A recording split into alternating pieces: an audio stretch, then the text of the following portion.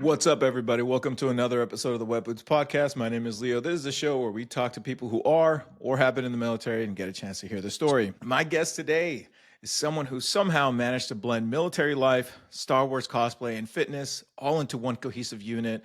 Whether he's building props or building muscle, one thing's for sure, he's more committed to the Clone Wars than the Army ever was to him. Please welcome my guest today,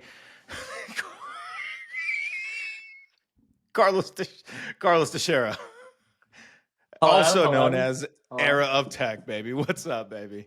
Nothing much, man. Just getting off work a little early today. Um, Prepping for tomorrow. It's gonna be a long day for me tomorrow. And a lot Oh, of prepping to do today. that's a fucking bummer, dude. But we know that we here at the Web Boots Podcast, we know that you have a very busy schedule. So I wanted to thank you for taking the time out of your day to talk with us and share your story.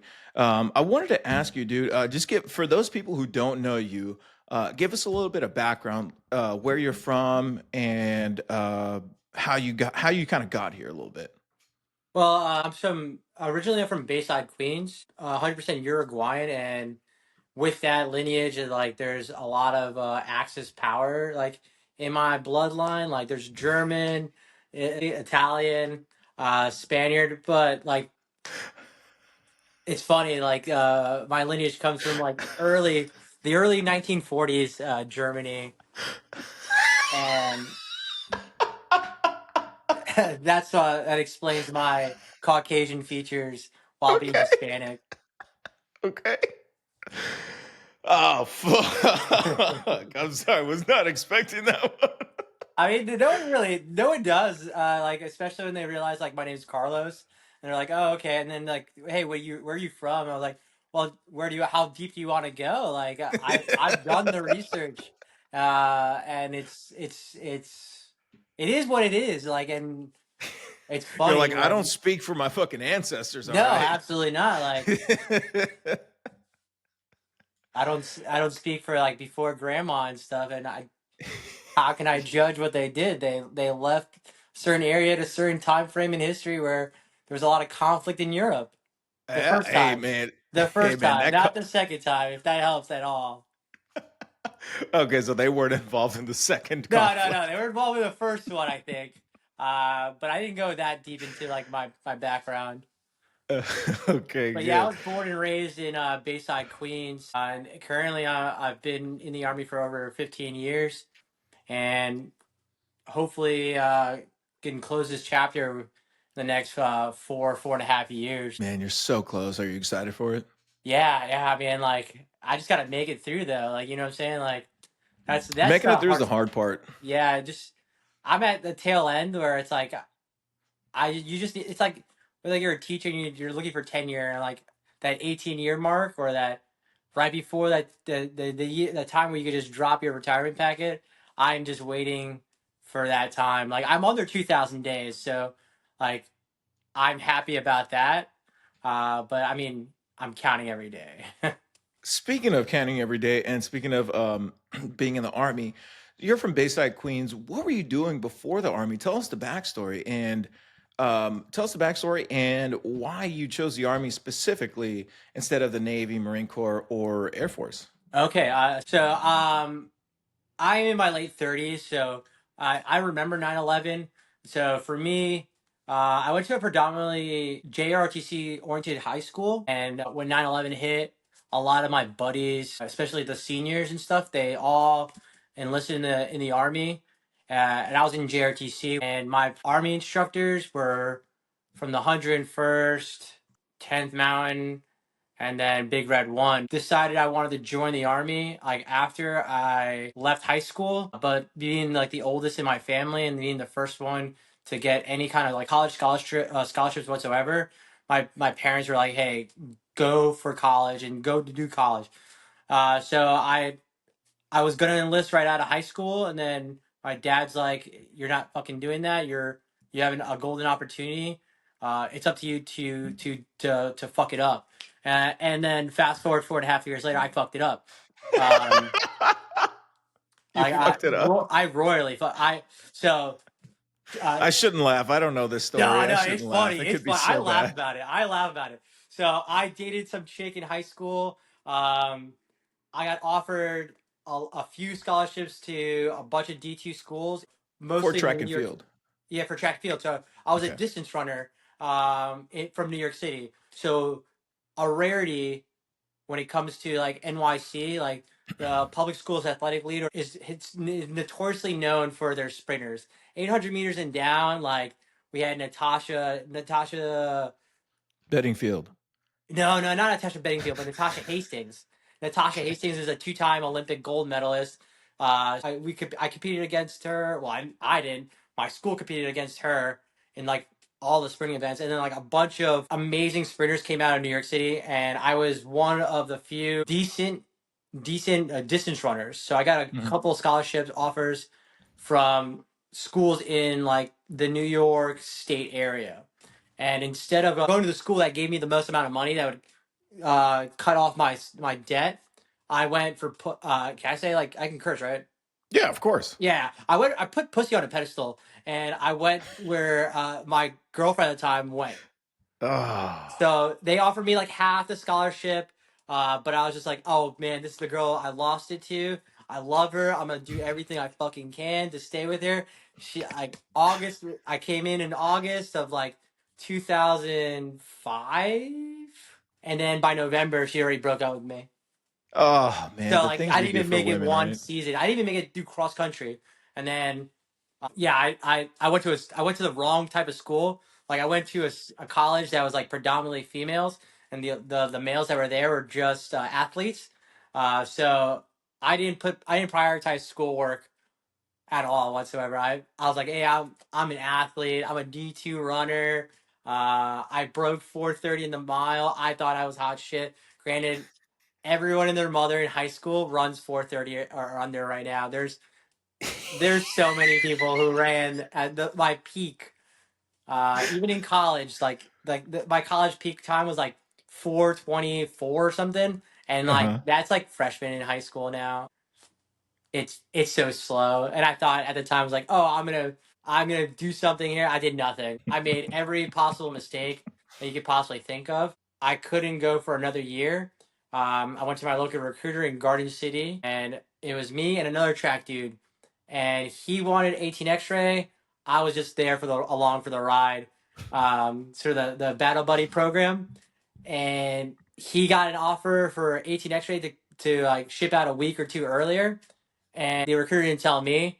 So like I was planning to go with another dude. 2 weeks later, I'm joining the By army like yourself. by myself, and I went into Fort Benning in like 2009 2010 time frame, like right as it is changing over, like the So you did summer the of army 2010. because somebody that you knew was going was doing an 18X contract? Yeah, like he's like, hey man, the army's gonna pay for your student loan debt. They're gonna help you with college and all that stuff. And I was just like, sweet. I'm not gonna get a job anyway that's gonna help me pay back any of these loans. This sounds like a cop out or an easy get out of jail free card. Because I made every mistake possible, like co-signed loans, like there's no way I could pay back or anything. And So then now, did you at one point even think like I'm sorry, did you at one point be like, well, okay, I'll try this, or I'll try the Marines, or I'll try Air Force or Navy, or it was just like, yeah, fuck it, I'll do it. I'll do it if you do it. that was it. Yeah, man. Like that was And it. And then anything that starts with "I'll do it if you're do it" is dangerous. oh, absolutely. And then the only reason I picked infantry is because there was a recruiter there who had like a blue cord on, and he was in his dressing room. I was like, hey, how do I get that blue cord? I like blue. I like the sky blue because I'm fucking Uruguayan. And they're like, oh, you got to join the infantry. I was like, hey, man. I was like, hey, Thomas, we're doing that. He's like, yeah, technically, yeah. Like, that's where we were going to go for. I was like, oh, dude, Oh I'll my do it for god. a blue cord. Oh my god, that is hilarious. You're like, how do I get that blue cord? It's Yeah. Uruguayan. Yeah. Oh fuck, that is hilarious. Saying it out loud, it makes it sound really pathetic. But I mean, that Oh is no, that's man. I the mean, truth. everybody joins the army for whatever reason it might be, as stupid as it might be or as wholesome as it might be. We all join the army for a reason, and sometimes those reasons are just, sometimes those reasons, when we say them out loud, we just kind of regret it a little bit, just a little bit, but it got us to where we are now, which is the important thing, right? Because It got you to where you're at now. Yeah. You're pretty much an influencer. Not You're by an art. choice. I am not an influencer by choice. Like, We'll get to that part on how that happened and all kinds of hate that you get in the comments because the type of hate that you get is fucking unmatched. But we'll talk yeah. about that here in a second. So, so you joined the army because your friend was like, "I'll do it if you do it," and you did. He shipped out earlier than you, So so yeah, now you're like, "Fuck, I'm doing this by myself." So when you got to basic training, it was obviously a culture shock for you, right? and not in the way you think about it. Because again, I'm Why? from New York City. I'm from Queens. It's one of the most diverse boroughs in New York City, and one of the most diverse cities in the country. But I Okay. was never exposed to that many white people. Okay. So Okay. it was a lot of like stereotypical, and this is like Jersey Shore time frame, like season one Jersey Shore, where like So like oh 09, oh 08 or something like that? yeah, and then, so that's my only exposure to white people in general. In my high school, there was only three white Okay. kids, and it was mostly Greek, Colombian, and then Asians. Like they were the predominant demographic that I went to high school with. Oh, and then African Americans, obviously, it's New Yeah. York City. But white people were the minority, so I really didn't. So college exposed me a little bit to northeastern white people, with the exception of a few people that were like there for scholarships. But when I went to basic training, like it's the first time I experienced Southern white people, and I loved it. I loved it. Like it was The a different sayings, time, the huh? sayings are weird. The sayings are different. Once you hear that accent, because you hear that accent, because I grew up also in a very I grew up in a very predominantly Hispanic community. And the only really time that I saw people of that descent was on movies or shows or Jerry Springer, to be honest. Oh yeah. And it was always the accent. The accent I always thought was fake. I never thought it was a real thing until I got to basic training and I heard just some dude like, "Ah, da, ba, ba, ba, ba, ba, ba, da, ba, da, ba, bow." And I was like, the fuck did he just say?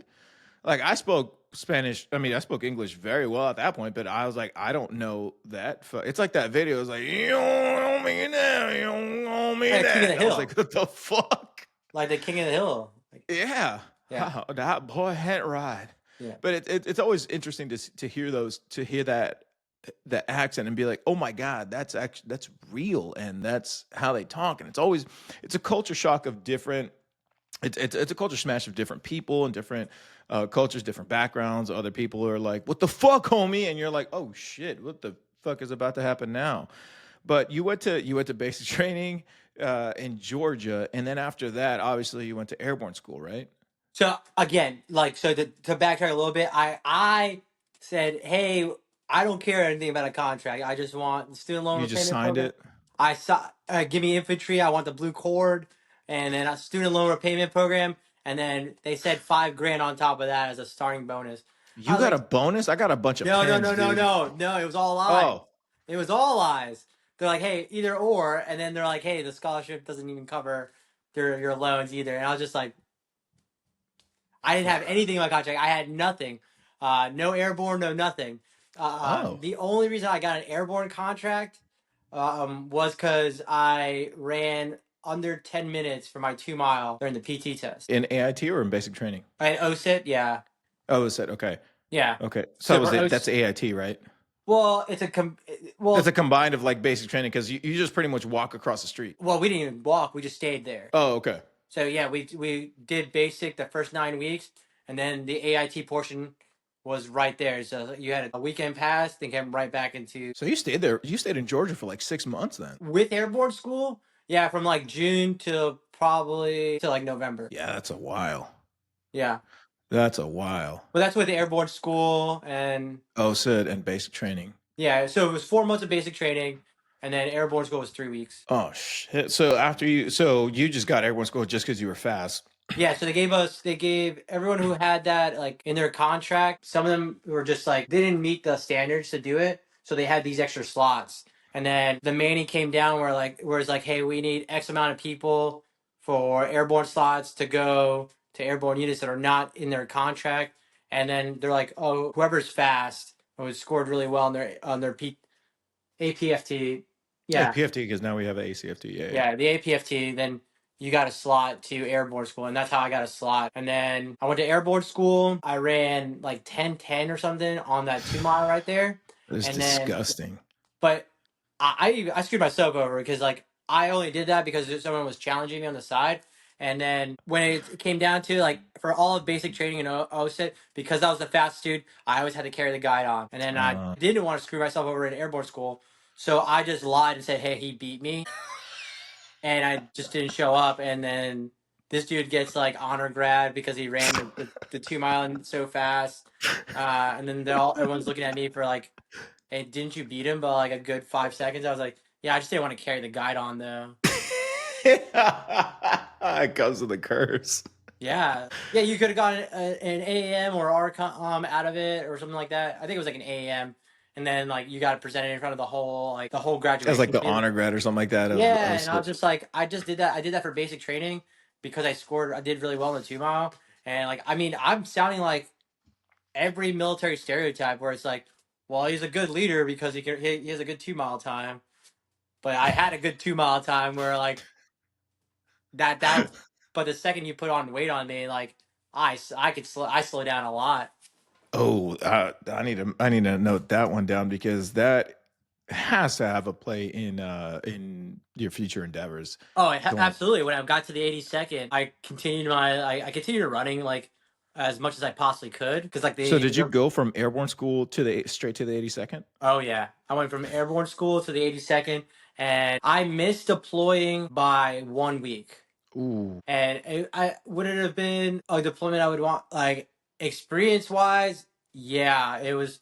It was like it was a 2010 deployment with 2508. Mm. I missed out by 1 week, like the cutoff. So my team leader when he got back was there 2 weeks longer than I was, but he had all this like he had 6 months worth of combat experience. Uh, And then the whole thing where it was like the 82nd was just all about running and stuff. And they realized they couldn't slow me down on any of the runs, so they just gave me the saw and then the 240, and that slowed me down a lot. yes. They give you the saw on the 240 and that slowed Yeah, you down. In the 82nd, how long were you in the 82nd for? for 2.5 years, not So, very long. so not very long, enough to do a couple training events Yeah, I got a and a couple deployment out of it. FTX. You got it. What year? I 14 probably. deployed to Halsey Madad in 2010. Oh no, 2011. 2000 no 2012. 2012 deployment. So it was right after the new year. We went to Kandahar, and then from Mhm. Kandahar we went to Halsey Madad. From Halsey Madad we were in Zari, so pretty far west. Yeah, so you were in First Brigade then. I was in fourth. Oh, when fourth was an actual thing. Okay. Yeah, yeah. I was on that last deployment with Fourth Brigade. Okay. So after the 82nd, okay, let's talk about your time in the 82nd. How was your time in the 82nd? How was your time in the 82nd? Uh, to be frank, like I hated it. I hated it. I was a Which 23-year-old. I was a 23-year-old like before the army. So like I had college and then like I worked in like in catering halls as like a major D and a bartender and all that stuff. The stereotypical stuff like a New Yorker kid would do. Like sell booze, then I was major D for a little bit. So I get there, I get to the 82nd. I have some on the grasp and some understanding of like how the real world is at. And at the time like everyone was just pissed off at everyone because it was that's how like it is. back to back deployments. It was literally deployment, 2010 deployment, then training up all of 2011, deploy 2012, and that was like the rotation for Fourth Brigade. And then I got a lot of animosity from dudes because I didn't show up early enough to go on that deployment, so I wasn't one of the dudes for like a year. So Yeah. I was the senior most specialist, but I wasn't seen as an equal to any of the other dudes because for 6 months I sat at a battalion footprint instead of deploying with them, which I had no choice. Like, Mhm. what the fuck's a PFC gonna do? Like, hey, sir, put me on that rock. This is You can't pick and choose your deployments when no. you're fresh to a unit. Like you missed it, you'll catch the next one. Yeah, and that's what I thought. So I got on that 2012 deployment. It was pretty kinetic. It was there was a lot of things that happened that I lost a lot of friends from like airborne school, like Payne Jones, my old squad leader, no Jordan Bear, Fitz. She got killed. A lot of people that I went to airborne school and I knew from the footprint that like no longer were there at the end of it. And it was a very, at the time, it was a very toxic environment for me. Not because like, oh, I wasn't high speed enough or anything. Like, obviously, I'm not high speed. I joined for a cord. I joined the army. I had to pay my respects. Got to do my job. Like, for the get one for them getting us. You know what I'm saying? I got on this deployment. A college girlfriend breaks up with me, and I was just like, fuck it. If I die on this deployment, I die. So I put myself as like the lead minehound guy to see if any IEDs were there. Just jumping on top of IEDs and stuff.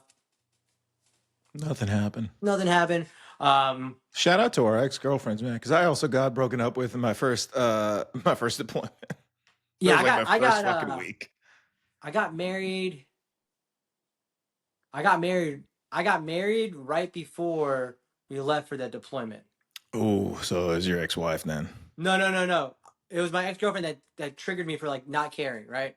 Okay, So right. so I'm married to my wife, and that was another thing too. Like, I got counseled from like my team leader For getting married. for getting married to a girl that I literally went to college with this girl. It's honestly weird how because the 80 seconds not like as far as I know, the 80 seconds not that like concerned about your personal life anymore. It was only when you're making like life-changing decisions, like if you're gonna buy a car or if you're getting married or if you're gonna have a kid, that or if you fuck up, those are only the real reasons when you would get counseled back then. Now it's but you would get canceled like in a bad way. At least I would. I don't know if you Oh had the yeah, same that was experience. the issue. So I get to that unit. I'm dating some chick. She breaks up with me. I go do up the train up. Don't care about anything. I reach out on AIM to my wife. She was dating my roommate in college, so I hit her up on AIM. I was like, "Hey, So she I'm was in your North." friend at the time. Yeah, she was my friend. Okay. So I hit Okay. her up on AIM. I was like, "What are you doing on AIM?" And she's like, "I didn't even know shit was still logged into my phone." And then I was like, "Oh, I'm in North Carolina. You should come visit." Not thinking she would. That summer she came visited, and then I was getting ready for that deployment. So I was just all that whole mentality. I was like, if something happens to this deployment, that's what it's supposed to like happen, right? Yeah. So I get married. I get counseled by like my team leader, my PL, and my platoon sergeant. And I don't think any one of those three motherfuckers are still married. Yeah. They're Like usually my not. team leader, the guy who roasted me, his wife fucking left him after him coming down to Orsa, Alaska. He was a jerk, in my opinion. He was a fucking jerk. Still probably is a jerk. I didn't like him. He did some dumb shit during deployment. In retrospect, as a private, I just looked the other way. As a senior non-commissioned officer, I would have fucking roasted his fucking nuts then and Yeah. there. My PL fucking backed up that same team leader on the same incident, and he got fucking relieved of cause for that shit, a Gomar. And my platoon sergeant wasn't his fault. Wasn't his fault. It was just bad timing. I was being attacked by everyone, so I felt like the same way as him. But then we got replaced. My platoon sergeants on that deployment got replaced all the time. I think I went through like 4 different platoon sergeants during that one deployment because it was just like, hey, this guy came down on an investigation. You guys are Oh my doing god. wazoo shit. But I mean, it was the perfect mesh. Like the kinetic times, we had the right platoon sergeant. He got pulled out because some investigation said he did X, Y, and Z on the rear, and he had to get pulled away. Had a time, little cool down period for that, and then we got replaced with like a no shit by the book NCO platoon sergeant, and that's what the platoon needed. So I had no remorse for that, but I just didn't like the whole. I believe I'm very humble, and I saw in the 82nd a lot of dudes who were like, I'm the best there is. My shit don't stink, and I knew I was good because I would run, like I was a good runner, and I performed really well when it came down to certain tasks. But I never like put that in anyone else's face. I was just like, hey man, I used to be a lot faster. I'm a lot slower now. Like I felt like I was humble. So I was like, hey, I don't like this environment. I'm gonna re-enlist to get out of here, and I did. So I only spent 2.5 years in the 82nd. It developed me. I saw a lot of toxic traits from leaders that I took with me when I went to my next duty station was at Fort Carson, and that was also a different Fourth Brigade that doesn't exist any longer. Oh wow. So Yeah, you're just so going to brigades that don't exist anymore. yeah, this is when we were in fourth. There were 4 brigades.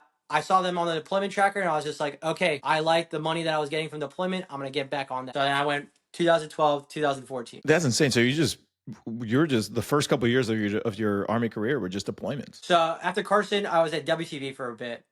And then from there, I went to Hawaii. Not Warrior Transition Battalion. Yeah. Warrior Transition Battalion. Yeah. Well, now it's called something else now. What happened? Oh, If so you don't mind, if you don't mind sharing. yeah, my second deployment, our roles and responsibilities were completely different. Still a light infantry unit, but we were the Aerial Reaction Force, or the ARF, for RC South. So we would go around, and any ticks or any conflicts or medevacs that needed to be escorted, we were the infantry unit that came down with the UH-60s, and we provided that escort, like external or outer cordon Security. for security. And Yeah. then on our like 5 months into our deployment, the UH-60 I was in, it was a combination of like small arms fire, dusted out, hit a telephone tower, GRGs didn't match up.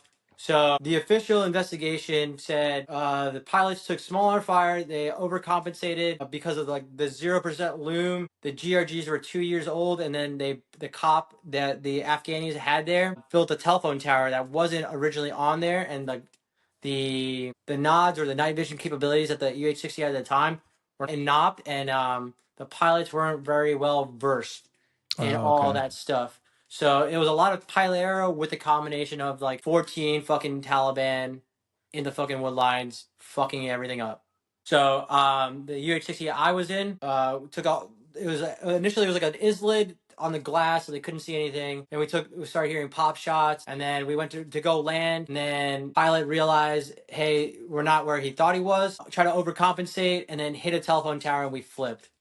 Oh Uh, fuck. yeah, so I was already out the door or hanging outside the door as it was flipping. I fell from like the height of a telephone tower or pole, like probably like 30 feet, 35 feet, onto like moon dust. And then the UH-60 flipped like two more times in the air and crashed. And then there was dudes inside the bird. The pilots were still in the bird. Crew chief on the left-hand side hanging out the bird. Crew chief on the right barely hanging on. Well, the one on the left had the whole engine stuck on his helmet.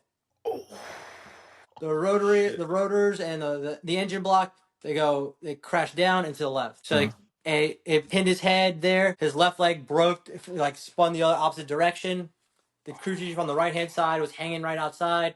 The Terp was just walking around, and there was 14 of us in that whole bird, and we only lost one dude, who was my son's named after. He was our youngest dude. His name was Jacob Wickstra, and majority of my career, ever since that accident, has been to pay respects to Jake and his family, and make sure that I'm doing the right thing as an NCO and taking care of the family and his widow.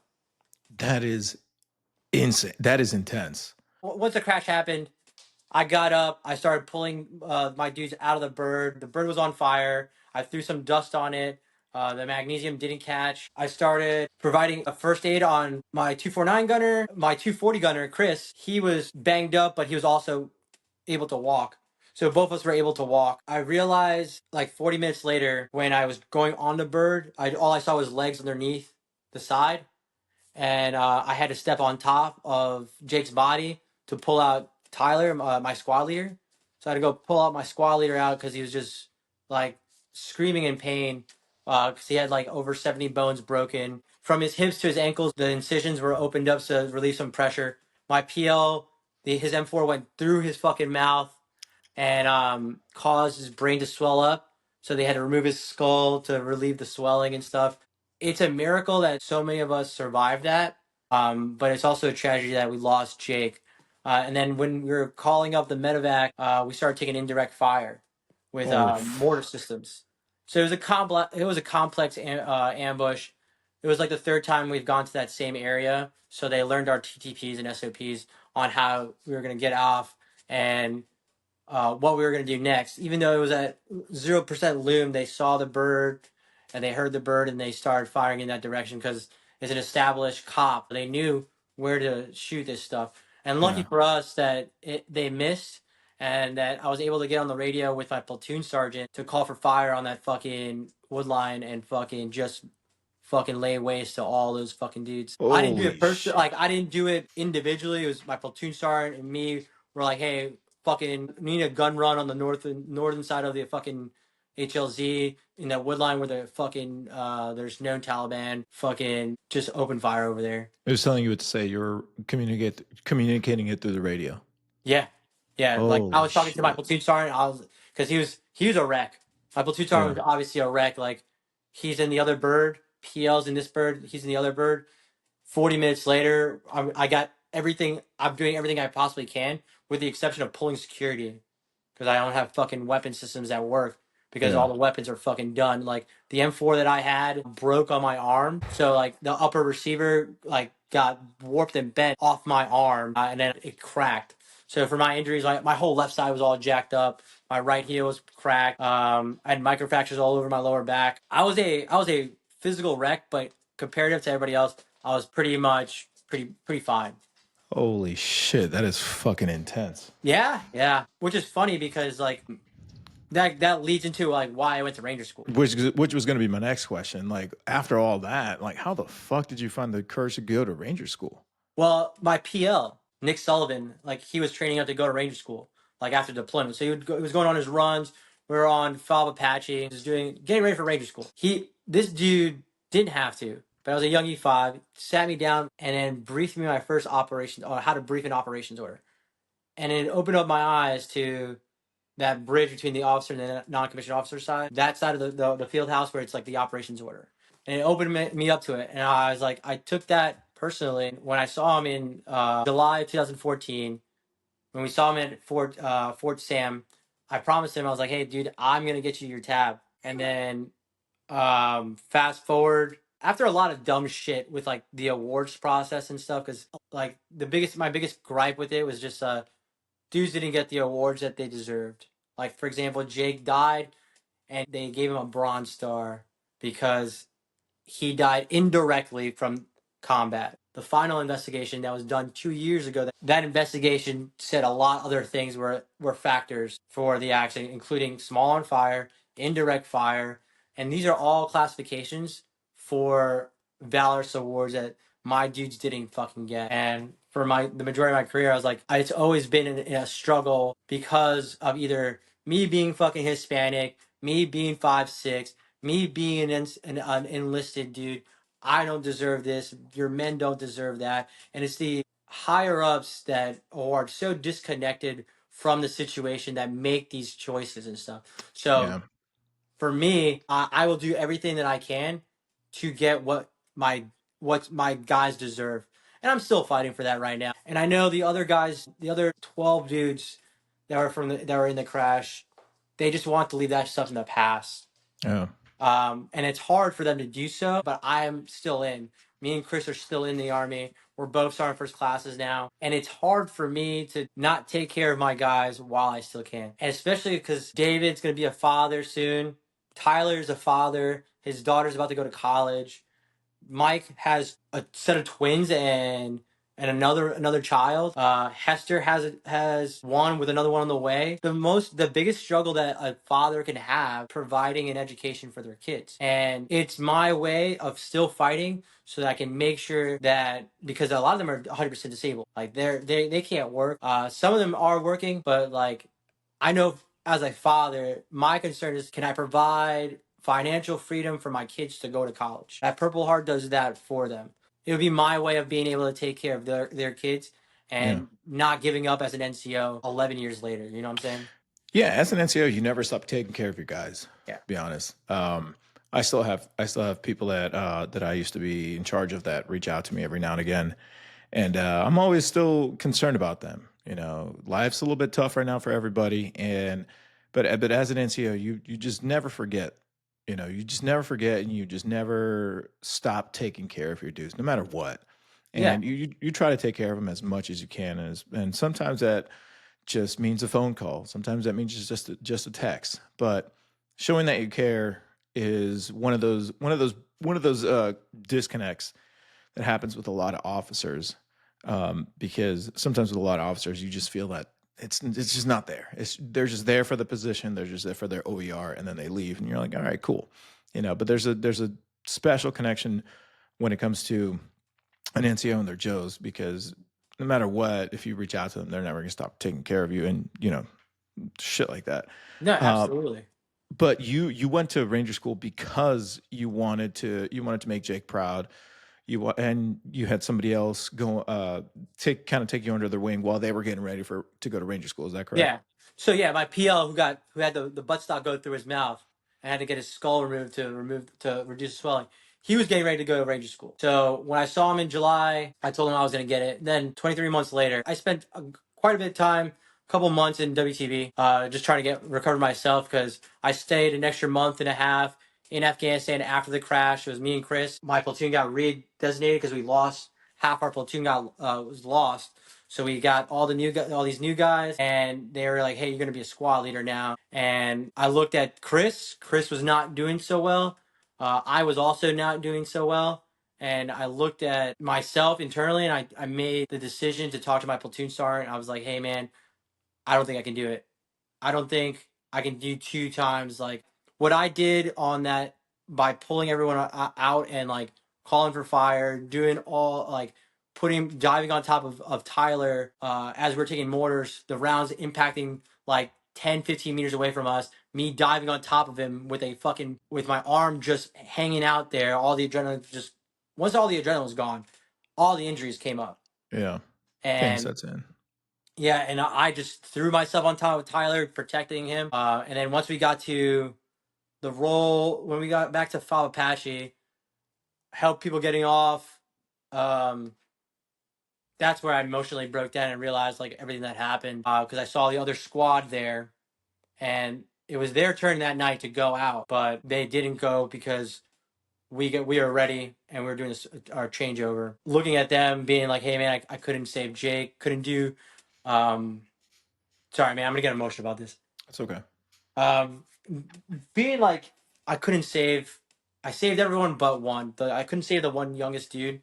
There's no fault to my own, but like I still had that survivor's guilt where it's like I had to step on his body to pull out my squad leader, and then to pull out the crew, help the crew chief out, and that hit like that hurt me a little bit more than usual. But fast forward after the deployment, WTB, I re-enlisted for Hawaii. So I re-enlisted for Hawaii. I had, I would say, some of the best leadership there, and some of the worst. I had some pieces of shit. Like there was a plethora. When I initially got there, I fucking hated it because the squad leader, I was an E5. The squad leader in the recce or the HHC platoon looked at my ERB or SRB and he's like, "You got a Bronze Star with no valor. What the fuck did you do?" And my joke was like, "Hey, I was Sergeant Major's driver," because no one's gonna fucking believe me. No one's Yeah, gonna believe that I was in a fucking helicopter crash, and then I fucking did all this shit, and all I got in return was a BSM with no valor and no Purple Heart. So it was easier just to say I was just a Sergeant lie Major's about driver. it.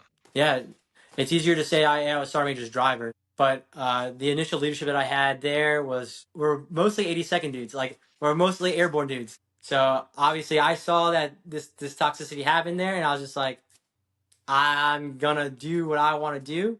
I had 4 tasks while I was Hawaii, and I was hoping to knock out all 4. They were my own personal goals. It was obviously air assault school was number 1.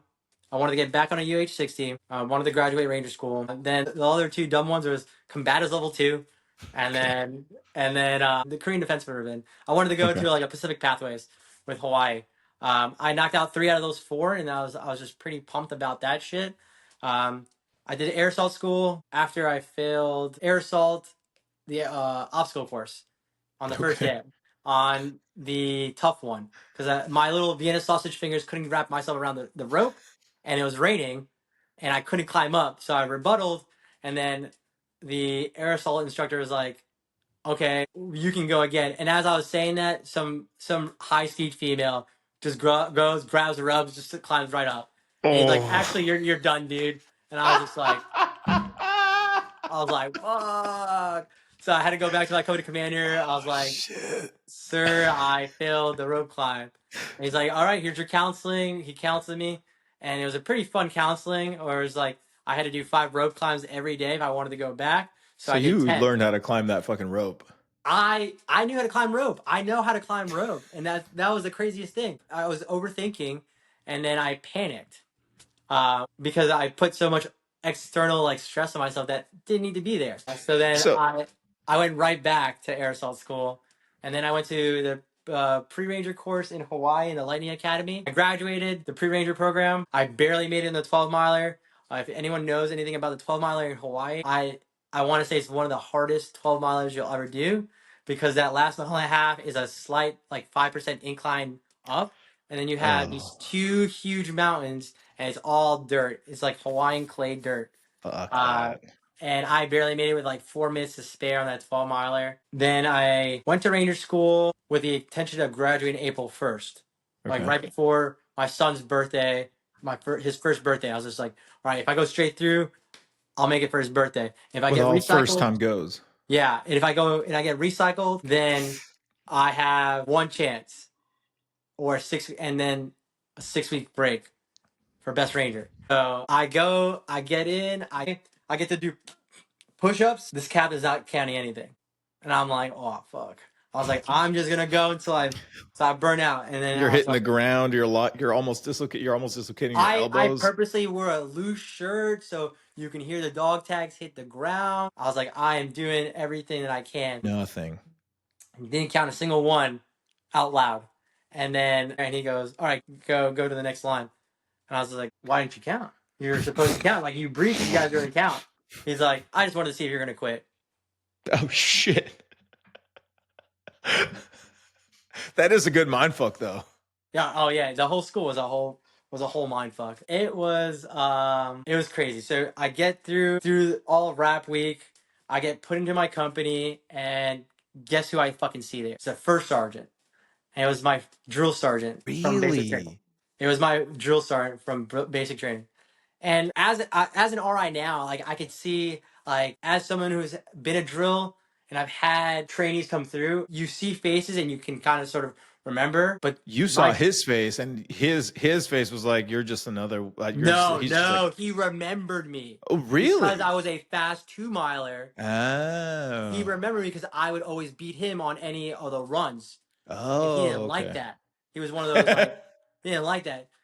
Yeah. So at the end of the, so he was, we were getting smoked. He was joining us. He was using it as like a prep for Ranger School, right? This dude remembered me. There is no fucking reason why a first sergeant should be grading someone as a Bravo team leader.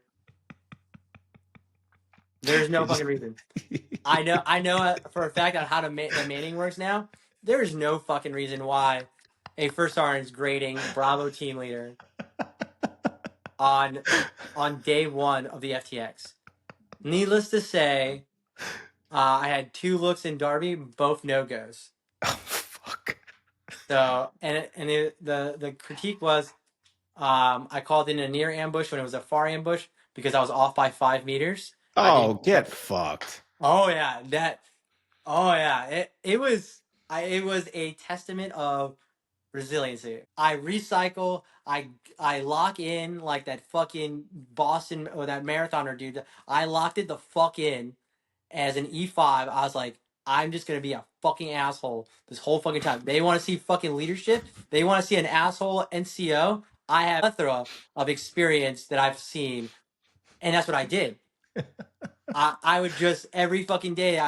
If I wasn't in a leadership position, I was a supporting position or something like that. I was like in everyone's faces, like, "Hey, fucking do this, do that, blah blah." So the RI saw who I was because I was like, I am not recycling again. I am not fucking doing Best Ranger. I'm not sitting here for 6 fucking weeks waiting to graduate. Fast forward, mountains. So my second phase of Derby, one look, and it's relatively the same thing. My counseling was I called in a near ambush and I synchronized hand grenades and I threw hand grenades, but it was a far ambush because when the RI saw the out four, they were already on their second bound back because obviously Okay. they're not wearing anything, so Yeah. they can move quicker. So they're bounding back, and he said I did that, and then I said negative, Sergeant. Like, and the AR, so one of the dudes, like Britain, stood up for me and he said no. When I initially saw, we were literally right on top of them. They bounded twice backwards. By the time we were able to get online, synchronize hand grenades, and do it, that was as fast as we possibly could. They were within hand grenade range. And then the RI was like, all right. And then that's it. That's all the look I got. Then go to the mountains. I had one of my old platoon sergeants was an RI in that the company that I was in. Literally one of the first. It was like PFC Conception or some shit like that. He was a recycle. He had a relative that was a higher up in regiment, so he was just had this like sense of entitlement. Like, hey, my uncle's this, blah blah. And I was like, I don't give a fuck. I don't give a fuck who the like. What's he gonna fucking do? He's not gonna do shit here. So me and him got into a beef, and then the FTX comes by. He's a recycle from mountains, and he picks me to be his team leader because he saw how aggressive and how assertive I was, and he picked one of the Green Beret guys we had, the GBs, as his Bravo team leader. His AAR, his RI brought both team leaders in here, and then he said, "Look at both your team leaders and thank them. Thank them for doing your fucking job. The only reason you gotta fucking go is because I heard tech on the fucking radio more than you, and you're the fucking squad leader. How the fuck does that happen?" He's like, "You did nothing. You did nothing." The RI's like, "You did nothing. Your two team leaders did everything fucking for you." He's like, that's why I picked him. That's exactly what he said. And this is before the like the whole like, hey, they tell you whether or not you gotta go or not. This RI broke character. He's just like, I have nothing to counsel this dude because this dude did nothing. His team leaders did their fucking job and did everything for him. In fact, I only had one look in mountains. I don't even remember what day it was. The RIs knew who I was because I already had a major plus from just fucking Being an asshole and just being assertive. yeah, that was it. Yeah. Like the RIs, like RIs are people, and they get off on that shit. Like you are a fucking bulldog NCO. Like the same. I was an E5. I had E6s, E7s as my RIs. Right? They saw me and they saw like, hey, this is the kind of team leader I would want on the line. So they're like, okay, yeah, man, this guy's golden. Even on his walk, I probably would have had like a shitty walk, but because I did so much shit, so much good shit, they probably stood up and were like, hey, man, just give him a go. Something like that. That's what I'm assuming, because I don't even remember what happened in mountains. No one remembers mountains. All I remember is going to Mount Yona, coming back down, and then the overhang exercise where we just ate all the packaged goods, and it was just marshmallows and shit. I just ate so much. Fast forward to Florida. I get into Florida. We get this thing called Narvo, which is going around now. It's just nausea, vomiting, diarrhea, right? And it's like a 48-hour bug. I catch this shit. I start shitting myself, throwing up everywhere. I somehow get back. I somehow get back to the waterborne day. I get to do the waterborne day, so that means I get to go into the FTX. I do the FTX. I get a look on day 4. In that time, it was like a defense. We were like a cop kind of defense, and I look at this objective all the fucking time now. I work right by it. I took control of like I did the terrain model. The RI was like, "Yo, this is fucking dope." So I made a huge terrain model with the objective blown up. So I knew everything, I knew all the routes, all this, and I was just a squad. I was a weasel, doing weasel shit. Like I'm doing everything. I'm doing the platoon sergeant, the PL's job, and all that stuff. Not saying because I'm like I'm that good. No, absolutely not. I am just weaponized autism, and I was not fucking medicated. So all that red 40 that was on the MREs just fucking wired me up. So I was able to do all that shit, and then as the weasel, my 240 gunner was just really slow on the trigger, and it's my look. So I'm You're hyper alert. hyper alert. I see the Op 4 driving to the objective. I hear the Op 4, and I'm like, hey, look, orient your guns that way. This guy was a regiment kid, but he was legal. He was in legal, but he was from regiment, and he was just an E4, and he was just really slow. He would carry the weight, no complaints. He was always a very jovial guy, like very nonchalant, but he was just so slow. And I'm watching everything coming down, and my gun one is right there. I'm in the fighting position when this is all happening. Perfect timing. He is not pulling. I literally kick him off the gun. RI's right behind me. I rack the 240. I was like, this shit's not fucking charged. I charge it back. I fucking start laying fucking Scunnion on the Op 4. And lo and behold, like fast forward to the end of the patrol, I thought I fucked it up. Like I didn't hold the PL hard enough, blah, blah. My platoon sergeant for my first deployment was in that company as an RI. So was my PL when I initially got to Fort Carson. And I was like, I'm not going to get any favors. Like, I'm not, they know of me. They're going to expect a lot from me. And Mm-hmm. I was like, I know I'm not going to get graded by them. So that I know that's not going to happen. I get this other dude. He grades me. It was like 3 in the fucking morning. And my counseling was, are you supposed to put your hands on the other students? And then I was like, sorry. I'm sorry. Like, if it's a trade-off thing not to put your hands on someone, but I'm in fucking fight or flight mode. Yeah. And it's like, I'm taking this like if it was combat, like you guys weren't even there. So yeah, I'm gonna put my fucking hands on this dude if he's not fucking I'm the fucking weasel. He's not doing what I'm telling him to fucking do. I'm gonna do it for him. And he's like, so I see you have a little J Spear in you. And he said that I emulated his kind of like leadership style. And I was just like, okay, does that mean it's a good thing? Is it a bad thing? I don't know. And then he Is just this says, gonna hey, help me sign out here. or not? He's like, you're not supposed to put your hands on fucking the other students. Don't make it a habit. And I was like, okay. So here I go. Like, oh fuck, I'm fucked. So I had the norovirus. Fast forward to day 8. We're coming out of the swamp. I'm digging my fighting position with the 240, and it's fucking chest deep, right? And I pass out just from exhaustion of like digging with the E tool in my hand, my weapon right there. RI walks in. Hey, what's your roster number? I just start hyperventilating, and I puke. Oh I puked shit. all over his fucking boots just because I Oh drank so much shit. water. I just puked on his boots. He didn't hesitate. He's like, "Hey, get the medics. This guy's getting the fuck out of here." Oh So I fuck. get the fuck out of there like morning of day 9, and I'm like, "Holy fuck! I don't know." It was You're like, I'm gonna get supposed to med get my dropped. second look. Yeah. Yeah, I was supposed to get a medical recycle. I was like, if I get X amount of hours, I have to get a recycle. But for me, I made it with like 6 hours to spare. So I had 6 extra sick call hours roughly that saved me. And Okay. I told the cadre, like I was like, hey, look, I think I got my gun. I'm not sure. I only had one look, but I think it went really well because I put my hands on someone. Like That might hinder me a I little bit. accomplished the mission. Like I'm the fucking weasel. It's like weasel's one of the easy looks. It's like if you do what the weasel's supposed to do, it's pretty easy. Like I was like, I'm fucking, I should be good. And then the TMC captain relayed from the command team is like, well, the command team is going to recommend you recycle, but if you want to Rochambeau it and you think you got your go and you think you're going to get a go on peers, then it's either day 1 recycle or Rochambeau because it's What's like Rochambeau? rock paper scissors, like Oh, you're just winging it. you're winging it. And I was like, I'm fucking winging it. I'm fucking winging it. I go back to the bay. I grab all the extra gum I have, all my pencils. We got to do peers. I was an asshole the whole fucking cycle to every single one of those dudes. So I knew is either gonna blow up in my face or Or it's gonna go or well. It's one or of it's gonna those go two. well.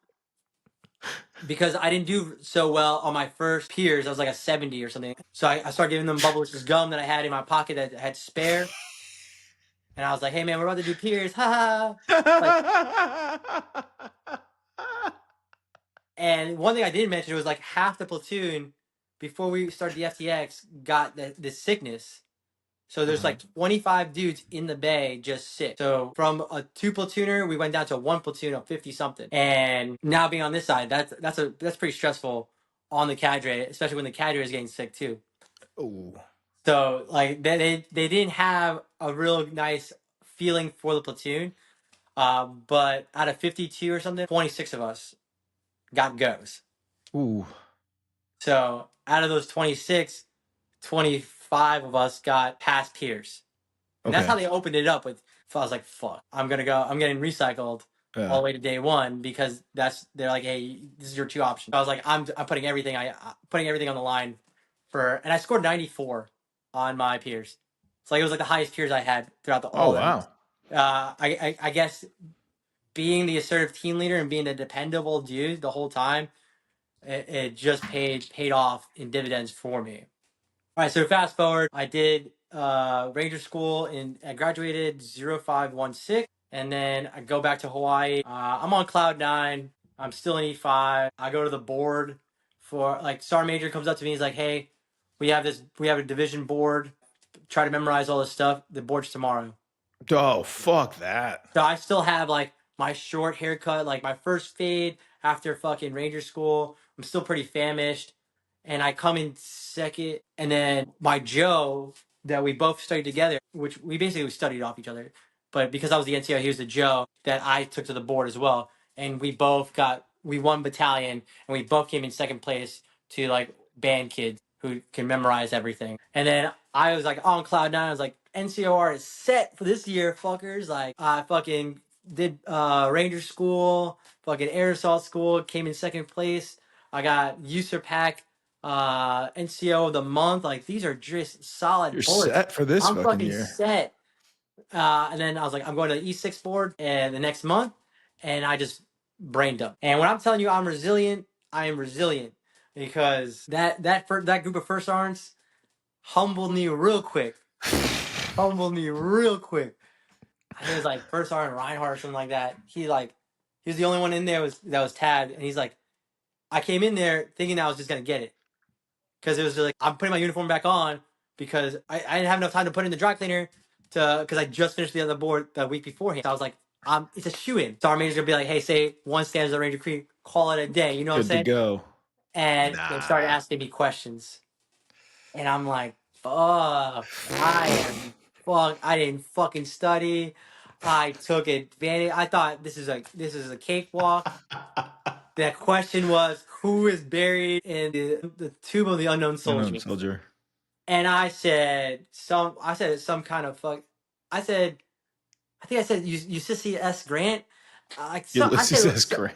I said some officer, and then they're like, I didn't answer any of the questions. I was like, and then the first sergeant, the only one with the tab, he goes, he's like, did you think this was gonna be a freebie?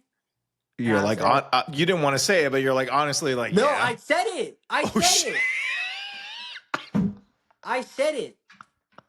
He's like, did you study for this? I was like, I thought by graduating Ranger School and then being user pack NCO of the month in May, doing all these field problems right after Ranger School, and then at the last minute doing the battalion and the brigade boards for NCO of the quarter or some shit for a parking spot, and me winning the quarter but losing at brigade, I thought that would have been suffice. I was like, I thought that my leadership supporting me going to the board was You enough. thought all this was gonna be enough. What did he say?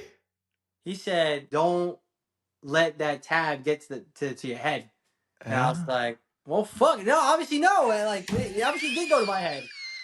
You guys told me all this shit. Go to Ranger School, you get automatically promoted. You do all this, you do all that, and then you're gonna get promoted.